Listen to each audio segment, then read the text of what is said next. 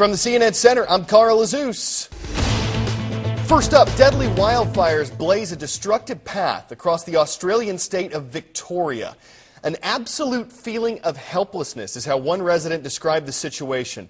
Flames roared across the region over the weekend, claiming more than 100 lives, scorching nearly 500,000 acres.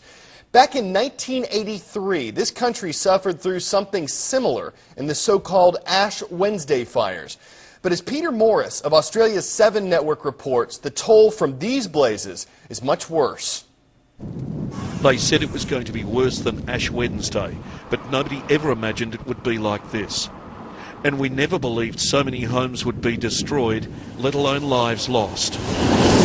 The small community of Pheasant Creek near Kinglake is all but gone, raised in what looks like a nuclear holocaust from the air.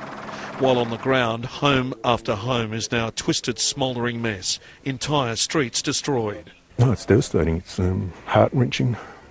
The level of destruction here is slightly overwhelming, and scenes reminiscent to what was left in Canberra when the bushfires ripped through there. Houses, cars, virtually everything in front of me has been destroyed in a wildfire locals say couldn't be stopped. It won't be known for days, perhaps weeks, exactly how many homes have been destroyed. We've got thousands of Victorians this morning who've got up to a new day, and they've lost houses, they've lost family, they've lost friends, they've lost neighbours. But it was the enormity of what had happened which was hard for everyone to comprehend. There had been a time when it seemed that dire predictions may not have been warranted, with just a few puffs of smoke to be seen. But after lunch the state sprang alight in an instant.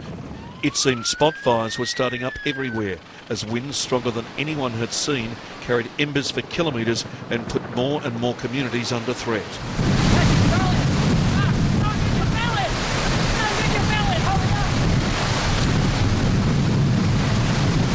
You've lost everything? Everything. Everything we own. In the state's west, thousands of hectares were burnt out in Coleraine and also at Horsham, as police and fire crews checked the wreckage of homes destroyed in what's to become the state's worst fires in modern history. Please just stay out of those areas until we can actually get in, make sure it's safe and deal with some of the consequences and certainly some of these very sad deaths that we are seeing. Peter Morris, 7 News. Time for some fast facts.